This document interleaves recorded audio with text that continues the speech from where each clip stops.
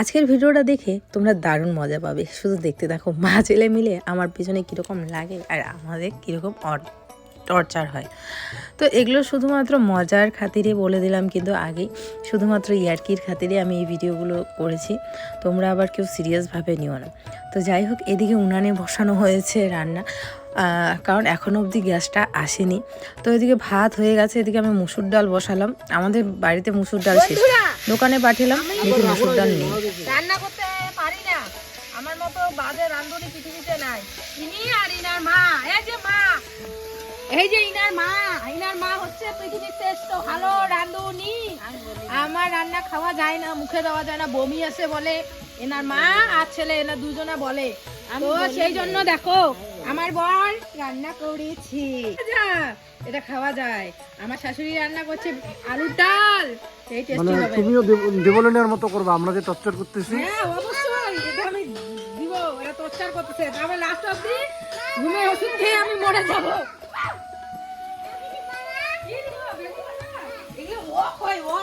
আমরা মা ছেলে এগুলো খাবো না, আমরা ভালো জিনিস খাবো। ওরা মা ছেলে এগুলা খাক, আমরা মা ছেলে অন্য জিনিস খাবো বানিয়ে।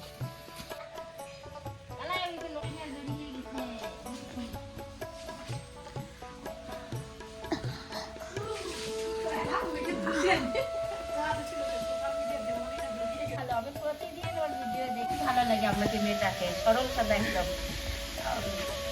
ওর বাড়িতে নাকি সুখ শান্তি পায়নি, শ্বশুর বাড়িতে মরতেও গেছিল। ভাগ্যের চক্রটা ভগবান ওর ছিল, মরতে পারিনি।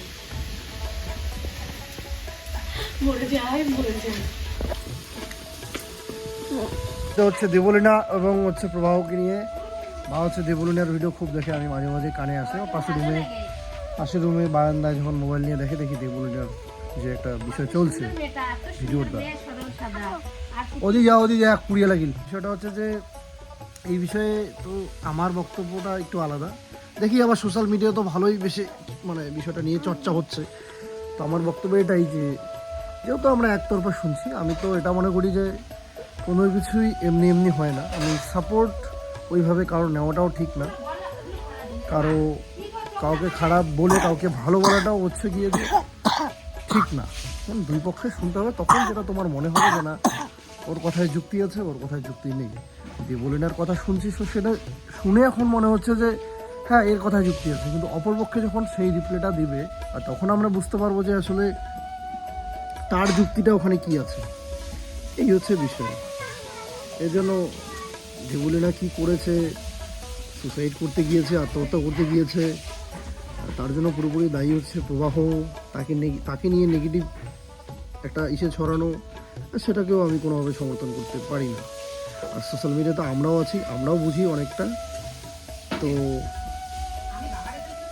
কি বলবো, লেটস সি যে প্রবাহ এখন মুখ খোলে কিনা, বা সে তার এই পরিপ্রেক্ষিতে কিছু বলে কিনা। হ্যাঁ ওইখানে রাখো রাখো রাখো, সুন্দর করে রাখতে হয়, একটাও যেন থাকে না শাক। হ্যাঁ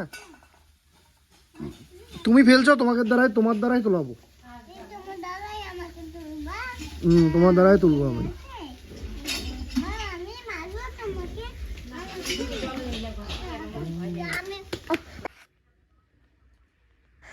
এখন বাজতেছে রাত্রি মোটামুটি 8:30টার মতো। ছেলেদের ঘুম পাড়াতে পাড়াতে কখন যে নিজের চোখটাও লেগে গেছে অজান্তে বলতেই পারি না। হট করে মানে শরীরটা জাগ না উঠলে আমি কি এরাম। আমি তো আজকে মাছের তেলটা রান্নাই করিনি, তোমাদের দাদাভাই বলছিল মাছের তেলটা করো, তো সেই জন্য ফট করে উঠলাম। উঠে তাড়াতাড়ি করে নামতেই দেখি মা আমার ঘরের কি অবস্থা। এই যে দুই রাজপুত্র আমার এরকম অবস্থা করে থাকে ঘরের। যাদের বাড়িতে এরকম রাজপুত্রই আছে, একটা দুটো, তারা জানো কীরকম পরিস্থিতি হয় ঘরের। এখন অবধি ঘর গোছালে সেরকম থাকে না, একদিক দিয়ে গোছাই আরেক দিক দিয়ে নোংরা হয়ে যায়। তো যতই চেষ্টা করি পরিষ্কার পরিচ্ছন্ন করে রাখার, আর যেদিন করে আবার কেউ আসবে সেদিন করে ঘরটা তো আরও বেশি অগোছালো হয়ে থাকে।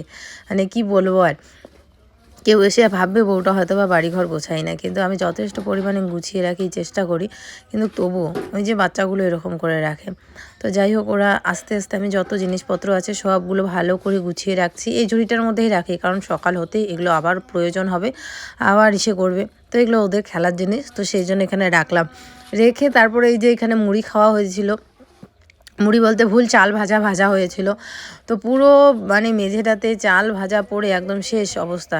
যদি তো রাত্রের বেলা হচ্ছে ঝাড়ু দেওয়া যায় না, তো তবুও ঝাড় না দিলে এইটার মধ্যে পাড়াও দেওয়া যাবে না, তোমাদের দাদাভাই এসে খাবেও না, এটার মধ্যে বসবেই না। তো যার কারণে ভালো করে ঝাড় দিয়ে ওই ঘরের এক কোণে রাখবে। কিছু কিছু নিয়ম আছে, মানে আমি বুঝতে পারি না কিসের জন্য, তোমরা যদি জানো কমেন্ট করে জানিও। তো যেরকম রাত্রেবেলা নাকি ঘর ঝাড়া যায় না, এটা কেন আমি নিজেও জানি না ঠিক, যে রাতে ঘর ঝাড়লে কি হয়। তো ঘর ঝাড় দেওয়া যায় না, এটা একটা যেরকম নিয়ম, মানে ঘর ঝাড় দিয়ে ফেলে দেওয়া যায় না। তারপরে সবজির চোকলা এই সমস্ত কিছু বাইরে ফেলা যায় না, অনেক নিয়ম আছে, মানে কি বলবো আর, নিয়মের শেষ নেই। তো আমিও নিজেও বুঝি না যে নিয়মের জন্য আমরা, না আমাদের জন্য নিয়ম। তো নিয়মটা তৈরিই বা কে করেছে। তো যাই হোক, এদিকে আমি ওই যে সেই জন্য ঘরের কোণাতে ওই জায়গাটাতে জমা করে রাখলাম, সকালবেলা যখন ঘর ছাড়বো তখন এগুলো ফেলে দেবো।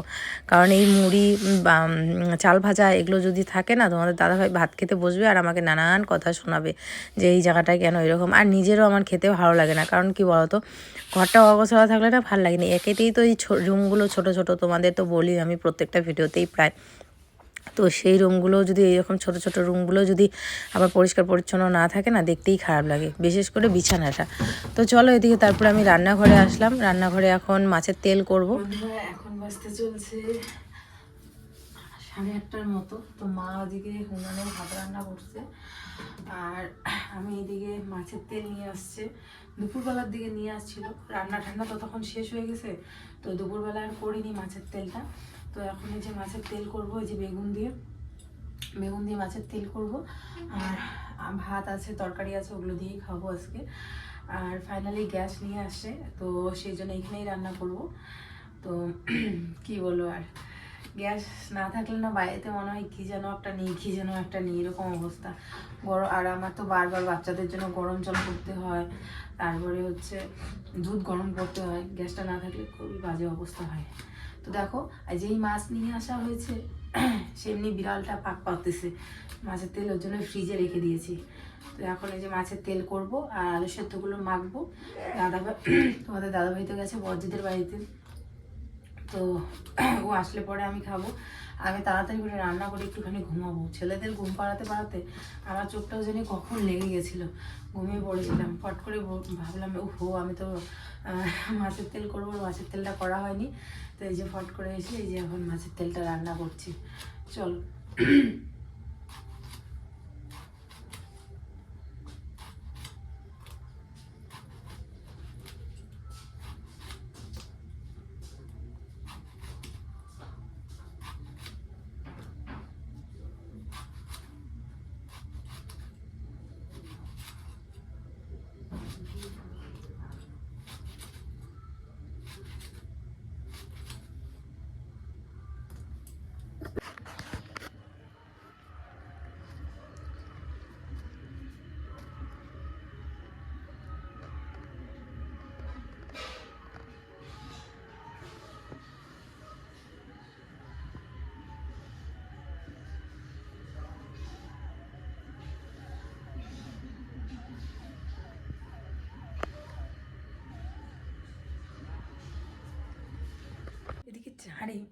এদিকে চারিপাশে শিয়াল ডাকছে বন্ধুরা।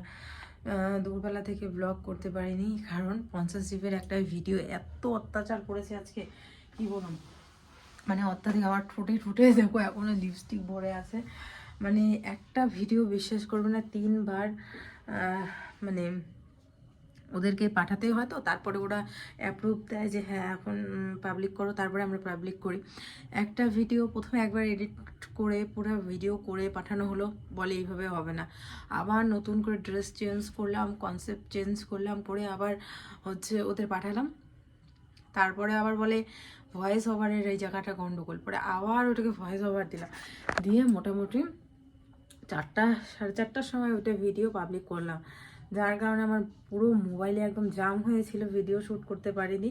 তো যাই হোক, আমি মাত্র সমস্ত কিছু ডিলিট করে এই যে ভিডিও নতুন করে আবার শুরু করছি আজকের ব্লগের জন্য। সকালবেলা কিছু ক্লিপ আছে, আর এখনকার ক্লিপ মিলে যতটুকু হবে ততটুকু ব্লগ তোমাদের সাথে শেয়ার করব।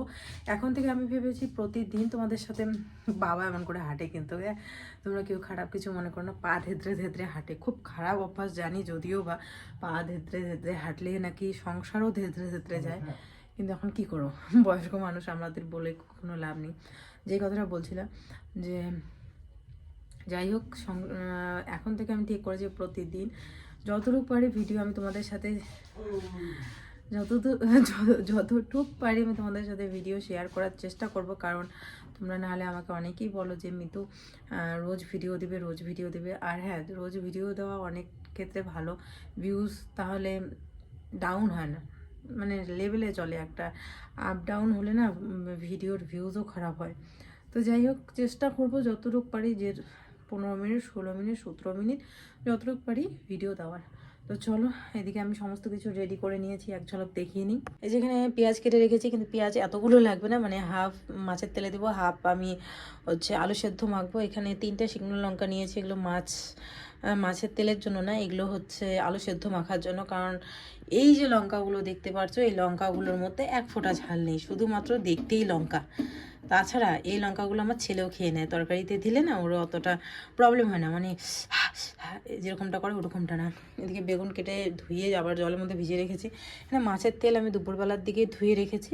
তো মাছের তেল, মাছের ডিম আছে, তো মাছের ডিমটা আজকে করব না, কালকে করব, আর মাছের তেলটা এখন করব। চলো, এই যে কড়াই এখান থেকে পারতে হবে, কারণ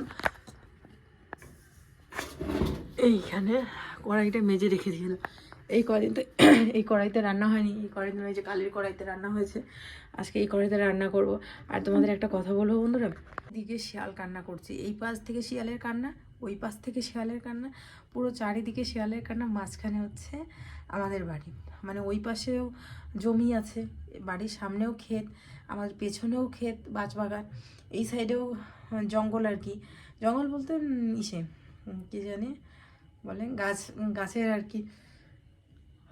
ঘুম পাইছে বললাম না, আজকে প্রচণ্ড ঘুম পাইছে। এই পাশে হচ্ছে গাছের একটা বাগান আছে, পুরো চারি সাইডে পুরো শিয়ালের কান্না। এই যে শীতের দিনে, এই দিনে গ্রাম সাইডে শীতের দিনে প্রচণ্ড শিয়ালের কান্না শোনা যাবে। আর আমার এই শিয়ালের কান্না দেখে আমার মিতাংশ বাবা খুব ভয় পায়।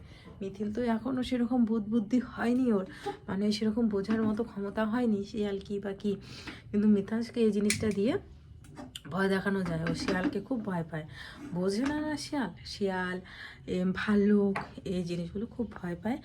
যার কারণে বললাম বাবা শিয়াল ডাকতেছে, তুমি তো শুনতেইছো। সন্ধ্যাবেলার দিকেও প্রচণ্ড শিয়াল ডাকতেছিল, ওর বাবা ওর ঠাম্মি ওরা বসেছিল ওই আগুনের পাড়ে চা খাচ্ছিল। যেই শুনেছে শিয়ালের কান্না, আমি ঘরে ছিলাম, মিথিলকে নিয়ে দৌড়ে চলে আসছে, মা শিয়াল কান্না করছে। আরে টিপটা বসে না কেন, সে মা শিয়াল কান্না করতেছে, দৌড়ে চলে আসছে আমার কাছে। তো যাই হোক, চলো মাছের তেলটা আজকে রান্না তোমাদের সাথে শেয়ার করি। ও সত্যি কথা বলতে বন্ধুরা, উনানে রান্না করছি, আমার মনে হচ্ছে যেন উনানটাতেই রান্না করি গিয়ে, কারণ ঠান্ডার দিনে না উনানে রান্না করা বেশ ভাল লাগে। কিন্তু পাটকাঠি নেই, পাটকাঠি আনার জন্য আমাকে সেই পেছনে যেতে হবে। আর এদিকে যে শিয়ালের আওয়াজ, আমি এই মুহূর্তে পিছনে গেলে আমি মরেই যাব। তো পাটকাঠি আনতে আর যাবো না। পাটকাঠি খড়ি সমস্ত কিছু যতটুক ছিল অতটুক দিয়ে মা হচ্ছে ভাত রান্না করে ফেলেছে। এই যে এখানে ভাত রান্না করে ফেলেছে। তো সেই জন্য আর আমি খড়ি আনতে যদি না যেতে লাগতো, মানে খড়ি যদি থাকতো অ্যাভেলেবেল, তাহলে কিন্তু আমি উনানেই করতাম, কারণ উনানের রান্নাই ভালো লাগে, গরম গরম লাগে। 2টা লঙ্কা আছে, ভেজে নেই, তাহলে আমি আলু সেদ্ধর মতো দিতে পারবো। কারণ এই যে বললাম, এগুলো নামের লঙ্কা, কোনো ঝাল নেই, ফালতু লঙ্কা নিয়ে আসছে তোমাদের দাদাভাই। মুখ দিয়ে ফটর করবে কিন্তু ঠিকই এরা, কিন্তু কাজের কাজ আমাকে ছাড়া কিছুই পারে না।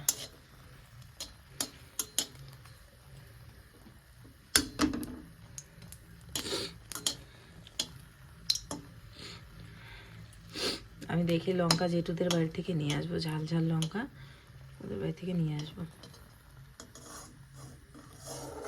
3টা দিয়ে আমি আলু সেদ্ধ মাখবো, তাহলে আলু সেদ্ধগুলো আমি খেতে পারবো। মানে ঝাল ছাড়া তরকারি খাওয়া যাবে বলো তো?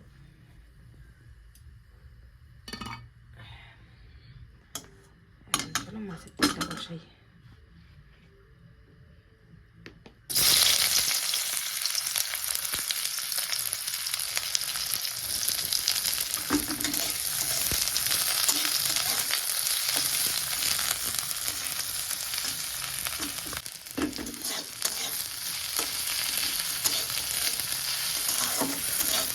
দেখো মাছের তেলে কিন্তু আমি তেল দিইনি বন্ধুরা, এই দেখো তেল, কারণ এটার মধ্যে তেল অলরেডি বেরোবেই, সেই জন্য এটাতে এক্সট্রা করে তেল দেওয়ার কোনো প্রয়োজন নেই।